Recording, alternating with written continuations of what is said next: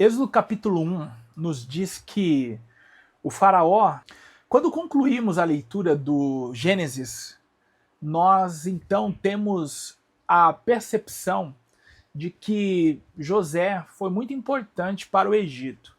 No entanto, quando o Êxodo começa, nós nos deparamos com a seguinte informação, que o novo faraó não conheceu José, e ao perceber que os hebreus cresciam e se multiplicavam, começou então a subjugá-los, primeiramente aumentando os trabalhos, depois dando ordem às parteiras para matar os meninos logo após o nascimento, e por último dando ordem aos soldados para lançá-los no rio Nilo para então morrerem.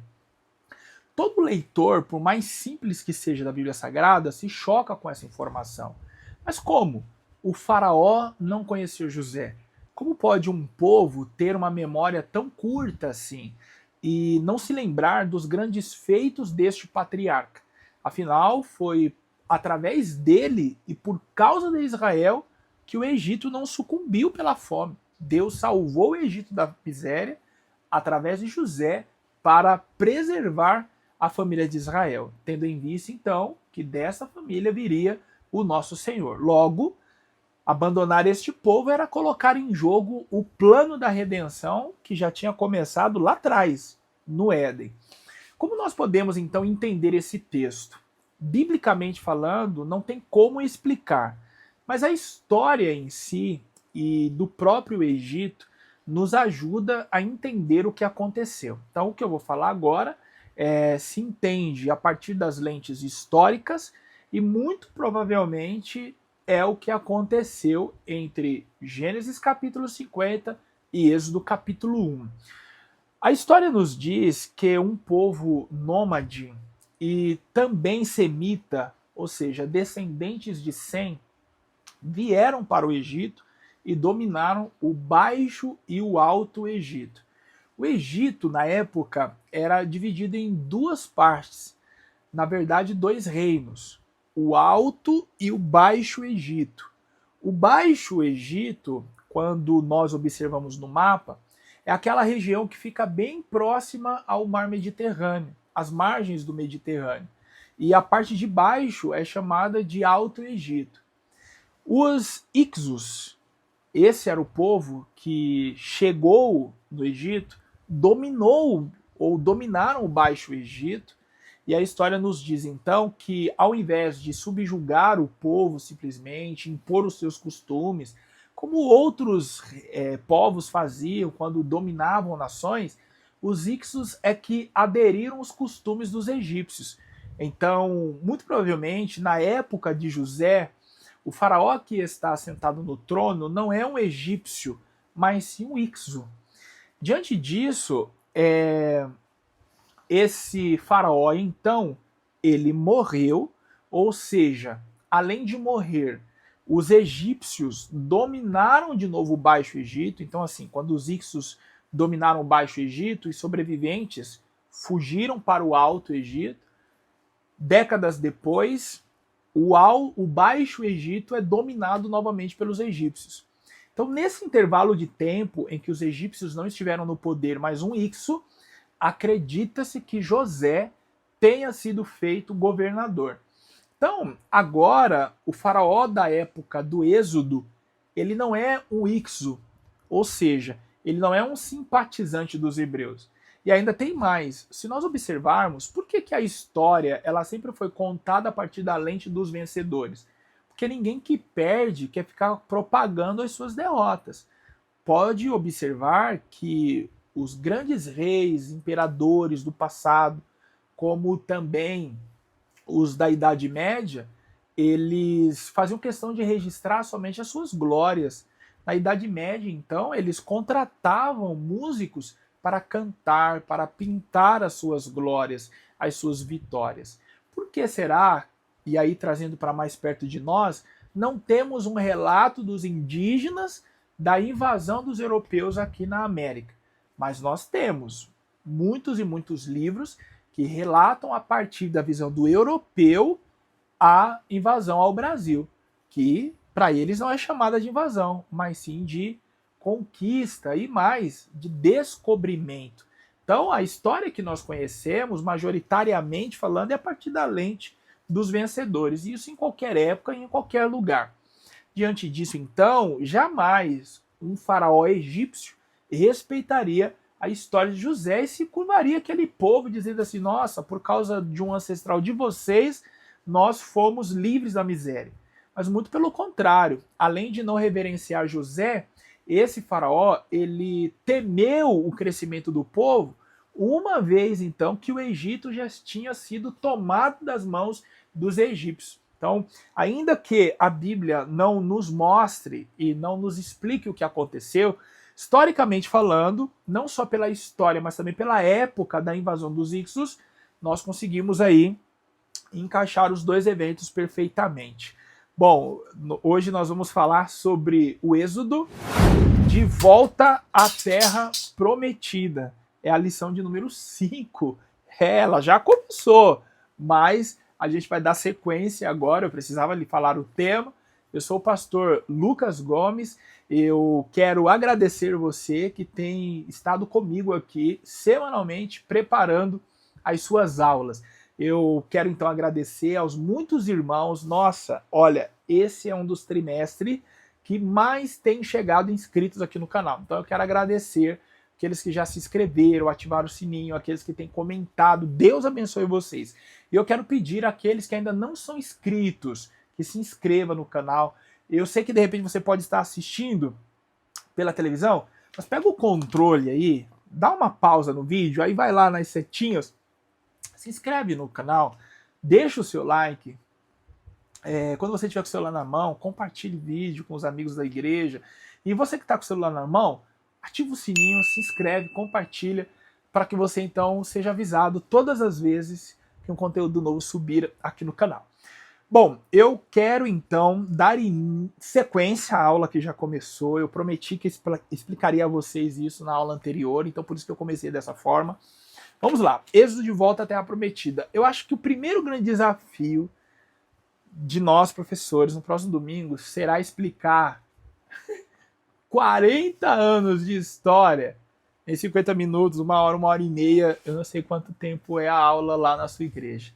Gente, a lição, ela tá bem resumida, mas assim, é muita coisa para falar. Então vamos focar no que é essencial.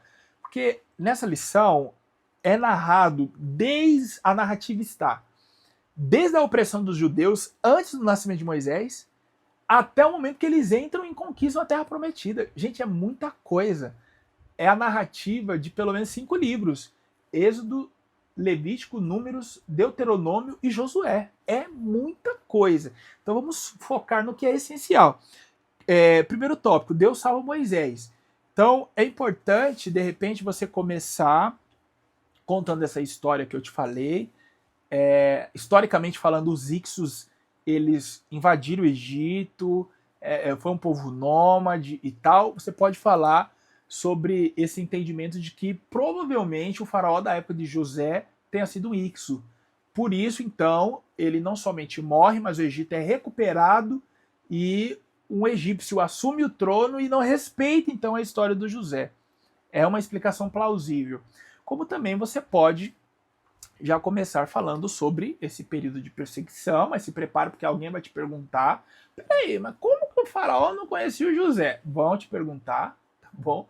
Então fica tranquilo com essa informação que eu te passei, você pode até pesquisar na internet, coloque lá Hicsos e estude a história para você ter mais segurança, tá bom?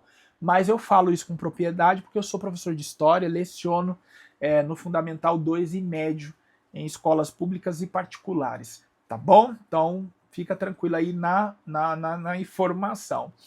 Primeiro tópico, Deus salva Moisés. Então assim, em meio a essa opressão, Deus salvou o menino. Ou seja, a lição que nós podemos tirar nesse primeiro tópico é que Deus ele sempre teve os seus remanescentes, tá bom? Aqueles que ele preservou, aqueles que ele cuidou.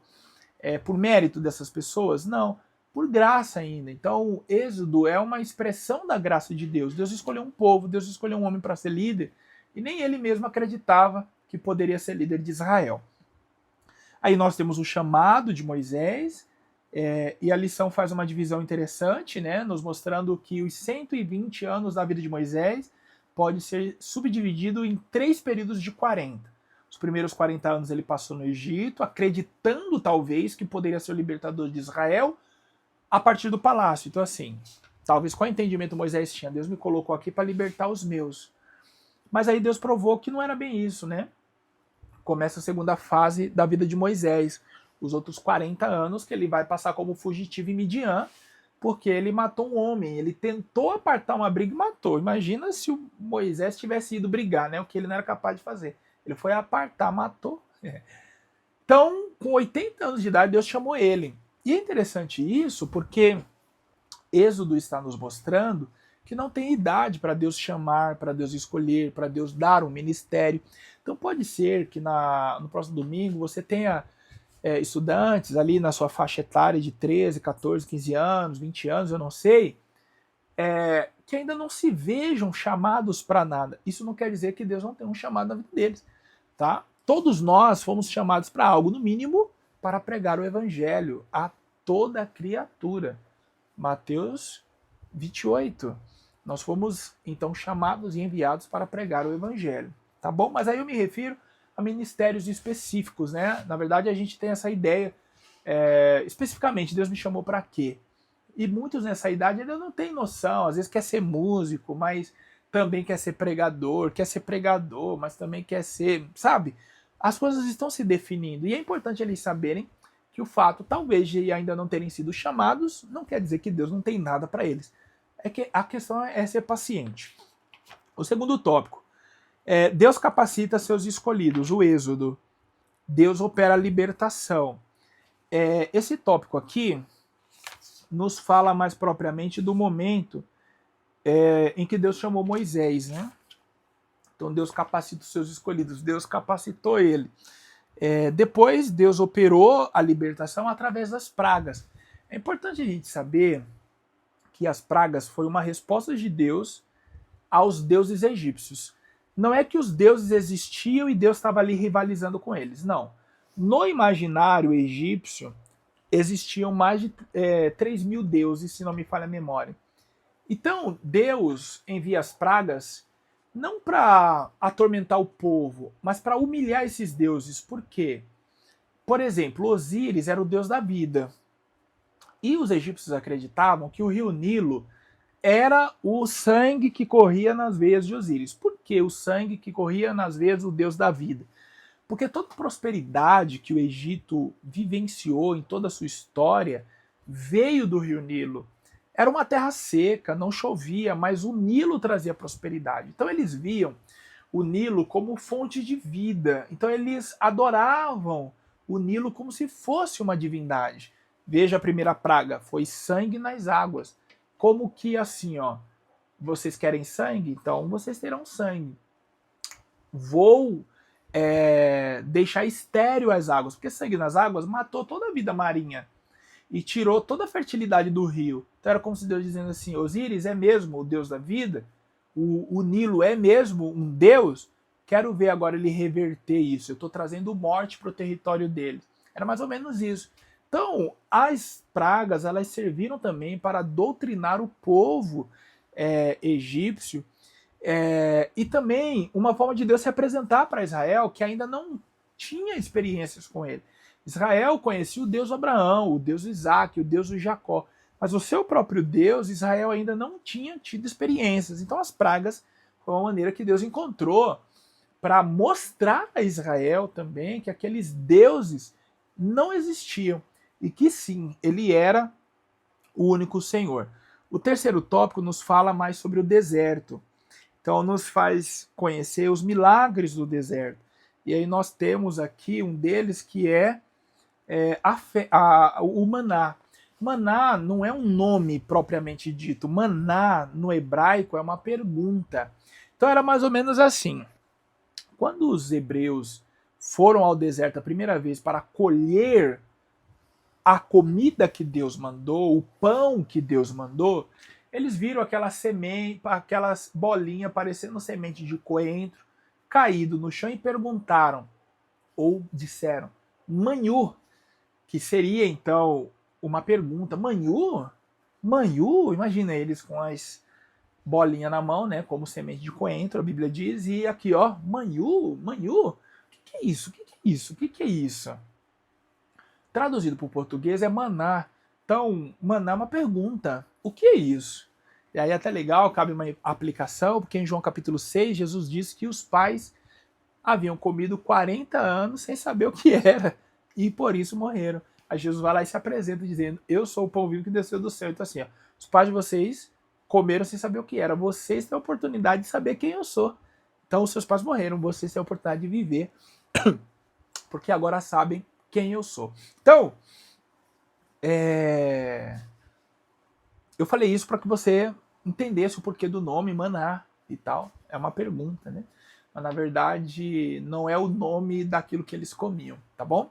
Mas é referenciado na Bíblia dessa forma porque, mesmo sendo uma pergunta, assim eles passaram a chamar, né? É uma pergunta, mas o que tem para comer hoje? Manhô. O que vamos comer amanhã? Manhô. E depois? Manhô. E ano que vem? Manhô. Enquanto nós estivermos aqui, Deus nos mandará manhô, tá bom? E aí nós temos uma preparação para o quarto tópico, que é fé versus incredulidade, nos mostrando aí o momento em que os 12 espias duvidaram, ou melhor, os 12 não, né? Os espias duvidaram da promessa. Deixa eu explicar algo para vocês aqui que é muito importante. Na lição diz assim, ó, apenas os espias que retornaram com o relatório positivo, confiantes na promessa de Deus, Josué e Caleb e seus filhos adentraram na terra que manava leite e mel. Olha que coisa, né? Eu já encontrei pessoas para acreditarem que somente 2 homens entraram na terra prometida. Olha, nem Moisés entrou, só entrou Josué e Caleb. Só que isso é meio contraditório, porque quando a gente lê o livro de Josué, nós vimos que tem gente demais, as 12 tribos estão formadas. Ora, eles entraram ou não na terra prometida? Só entrou Josué e Caleb ou não? Vou explicar agora para próximo domingo, aí você está afiado. Veja só. Êxodo 13, um espia, né, um representante de cada tribo foi enviado para Canaã. Então, totalizou 12. Quantos dias eles ficaram em Canaã? 40 dias espiando a terra, construindo relatório e tal. Quando eles voltaram no capítulo 14 ali, 13, 14, Moisés pediu o relatório. Eles trouxeram então um cacho de uvas enorme, imagina o povo vendo aquele cacho de uvas carregado por 2 homens. Certamente adorar a Deus, glorificar, foi um negócio sobrenatural. Só que aí dos 12, 10 resolveu abrir a santa boca e começar a dizer assim, ó, olha, a terra realmente é muito boa, sabe? Isso aí é indiscutível. Mas lá vimos gigantes, diante deles nos sentimos como gafanhotos, todo mundo aqui ficou com medo. E assim, ó, pelo que a gente viu, a gente não consegue conquistar essa terra não, porque lá tem gigantes. Ou seja, a resistência vai ser grande. Diante disso, o povo ficou preocupado. Tem gigante. Nossa, não vamos conseguir possuir a terra. E o que adianta ser boa? Vambora, Moisés. E aí começaram as murmurações. Então, dos 12, 10 fizeram com que o povo começasse a murmurar. E os outros 2, Josué e Caleb? Os 2 se reuniram, se colocaram lá de Moisés e Arão e disseram assim, gente, Deus nos fez a promessa. Se ele se agradar de nós, então assim, depende de nós para Deus nos dar a terra. Não depende de Deus, porque Deus é soberano. Se Deus se agradar de nós, ele nos dará essa terra que manda leite e mel. Diante dessa rebelião, Deus falou assim, Moisés, se afasta junto com Arão que eu vou matar todo mundo. Aí Moisés entrou em desespero, Deus não, e ora, e clama e tal. Deus foi e falou assim, tudo bem, então eu não vou matá-los agora, mas eles vão morrer durante essa travessia no deserto, e mais, eu irei puni-los. Para cada dia dos espias lá em Canaã, será 1 ano para Israel no deserto. Então assim, para você entender a dinâmica, Israel já estava no deserto há 2 anos. Êxodo 19 até Números capítulo 10 nos mostra um período de 2 anos em que Deus deu as leis, formou um exército e os mandou construir o tabernáculo com todos os seus utensílios, estabeleceu o culto e tudo mais. Quando tudo estava pronto, Israel estava preparado para sair do acampamento do Sinai e ir direto para Canaã. Caminhada talvez duraria semanas para chegar a Canaã, mas como eles duvidaram, Deus falou assim, cada dia dos espias servirá de 1 ano de punição para Israel no deserto. Então, se eles ficaram lá 40 dias Israel deveria ficar no deserto 40 anos. Só que eles já estavam 2 anos. Então, quanto tempo que eles deveriam cumprir dentro dessa punição? 38 anos. Aí Deus falou bem assim: Arão, Moisés, quem tiver 20 anos para baixo, eu não vou imputar esse pecado. Então, eu não vou responsabilizar ele pelas bobagens que ele falou. Eu os verei como inocentes. Quem tiver de 20 anos para cima, aí sim, esse tinha consciência do que estava fazendo. Esse será responsabilizado. Esse vai morrer durante esses outros 38 anos que restam aqui no deserto. E isso aconteceu. Então, 38 anos depois, assim, aí Deus falou assim, desses de 20 anos para cima, os únicos que não vão morrer é Josué e Caleb. Então, 38 anos depois, qual é a idade aproximada desse povo? Para você entender. Vamos lá. Josué e Caleb devia ter algo em torno de entre 40 e 45 anos quando essas coisas aconteceram. Então vamos pôr aqui, ó, peguei a calculadora, hein? Se tem uma calculadora na sua casa, aqui é raro, hein? 40 anos. Josué tinha aproximadamente, ó, 40 anos. Vamos colocar mais 38 anos, que foi o período desde a punição até a chegada ali no Jordão para atravessar. Ó, Josué tinha aproximadamente 78 anos quando atravessou o Jordão. 78, 80, tá? Vamos então para os que tinham de 20 anos para baixo. Esses não morreram, lembra? Então os únicos de 78 anos, 80, 85, ó, na época da travessia é Josué e Caleb. Os seus contemporâneos morreram todos. Agora vamos voltar 38 anos atrás, lá no dia da punição. Quem tinha de 20 anos para cima, vamos dizer assim, que ele tinha aí um mês de nascido. Se passaram 38 anos, quantos anos ele tem agora? 38. Quem tinha 19, porque é quem tem de 20 para baixo que não morreu, né? Quem tinha 19 no dia da punição, põe mais 38 aí, que foi o período da travessia do deserto. Quer dizer que ele estava com aproximadamente 57 anos, 60 anos. Deu para entender? Então os únicos com quase 80 ou mais de 80 era Josué e Caleb. Os outros eram todos jovens, com aproximadamente 38 a 60 anos de idade, fora as crianças. Deu para vocês entender? Então, esses dois homens foram um símbolo de fidelidade a Deus. Aqui cabe uma aplicação para os nossos adolescentes no próximo domingo. Não importa quem duvide de Deus, permaneçamos firmes. Não importa quem se desvie, quem sai da igreja, quem sai do conjunto. Nós vamos permanecer firmes, porque nós aguardamos também uma grande e poderosa promessa. Tá bom? Concluímos aqui. Eu disse que era muita coisa. A gente tem que focar no que é essencial, porque senão não vai dar tempo de terminar. São 40 anos para você falar aí em poucos minutos na sua igreja. A próxima lição tem por título o Tempo dos Juízes. Sensacional também. Na verdade, todo esse trimestre está muito bom. E melhor do que isso é a sua companhia aqui. Não esquece de deixar o seu like, se inscrever, comentar e compartilhar essa aula. Vamos fazer aí o serviço completo, tá bom? Deus abençoe você. Até a próxima.